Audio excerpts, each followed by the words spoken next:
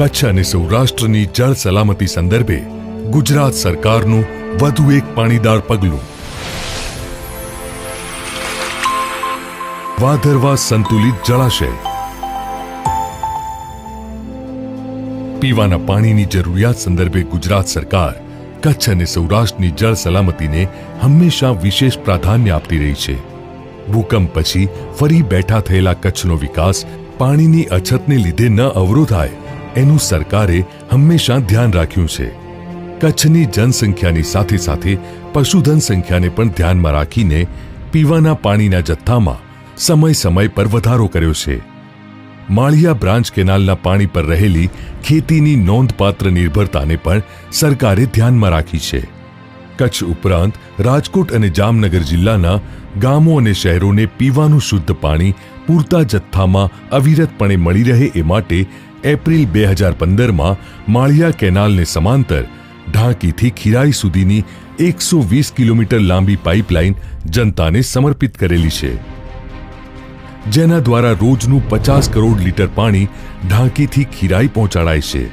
પાણીના આ જથ્થામાં રિપેરિંગ કે કેનાલમાં ઓછા પાણીની સ્થિતિમાં ઘટ ન પડે એ માટે તૈયાર કરાયું છે આ કૃત્રિમ તળાવ ભાદરવા સંતુલિત જળાશય.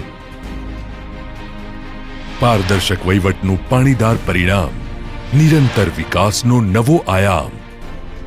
માળિયા તાલુકાના ભાદરવા ખાતે તૈયાર કરાયેલા આ જળાશયની સંગ્રહ ક્ષમતા છે 120 કરોડ લીટર. આ જથ્થો કચ્છની દૈનિક જરૂરિયાત કરતા 4 ગણો છે. એટલે કે આ જળાશયથી કચ્છની 4 દિવસની પીવાના પાણીની જરૂરિયાત સંતોષી શકાય છે. આ જળાશયમાં પાણીના સંગ્રહ માટે માળિયા બ્રાન્ચ કેનાલ પર 130 કિલોમીટર પર પ્રતિદિન 30 કરોડ લીટર પાણી આપી શકે તેવા હેડ રેગ્યુલેટર બનાવીને 400 મીટર લાંબી પાઇપલાઇન દ્વારા જળાશયને માળિયા કેનાલ સાથે જોડી દેવાયું છે.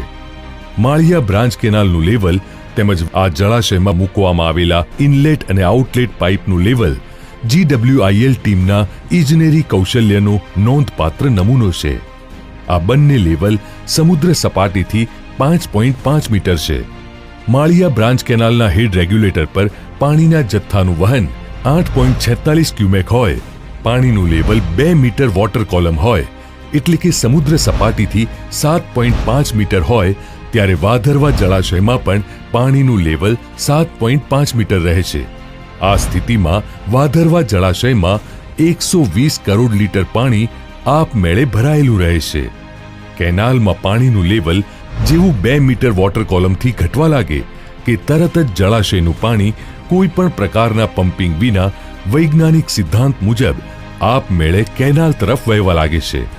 આમ 120 કરોડ લીટર પૈકી 44 કરોડ લીટર પાણીનો જીવંત જથ્થો પાછો માળિયા કેનાલમાં ઠલવાય છે. તળાવમાં 5.5 મીટર લેવલે રહેલા 76 કરોડ લીટર પાણીનો ડેડ સ્ટોરેજ પણ માળિયા બ્રાન્ચ કેનાલ અને NC 3031 પાઇપલાઇનમાં વહાવી શકાય એ માટે એક પમ્પિંગ સ્ટેશન બનાવાયું છે. એક સાથે 4 પંપ ચલાવીને પાણી પુરવઠાની ઘટને પૂરી શકતા આ પમ્પિંગ સ્ટેશનમાં લગાડવામાં આવ્યા છે કુલ 6 પંપ સેટ.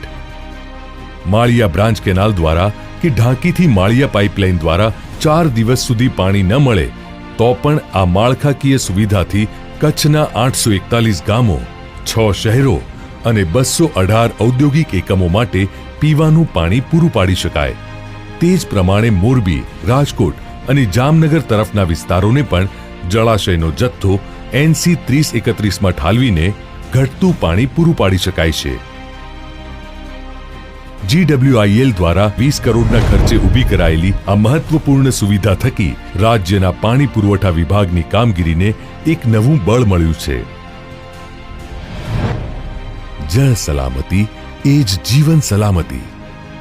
કેમ કે જળ છે તો જીવન છે. પારદર્શક વહીવટનું પાણીદાર પરિણામ, નિરંતર વિકાસનો નવો આયામ.